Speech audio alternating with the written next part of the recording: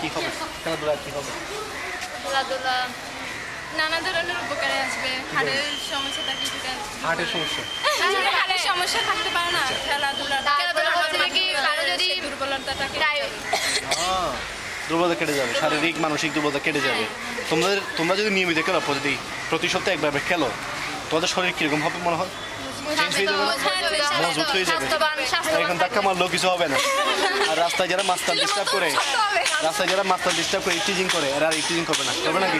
ওরা এখন মেয়ে দুর্বল দেখে ইফটিজিং করে, ডিস্টার্ব করে না। মেয়ে যখন স্ট্রং দেখবে, ওর মধ্যে দেখলে ওকে কেউ ডিস্টার্ব করবে নাকি? হ্যাঁ করবে কেউ ডিস্টার্ব করে? ওকে কেউ ডিস্টার্ব করে? ভয় পায়, ও মারবে। হ্যাঁ, তাহলে আর কি হবে? স্পোর্টসের কারণে আর কি হবে? একটা বললাম যে শারীরিকভাবে সে শক্ত হবে, স্কুলে নিয়মিত আসবে, মনের সাহস বাড়বে।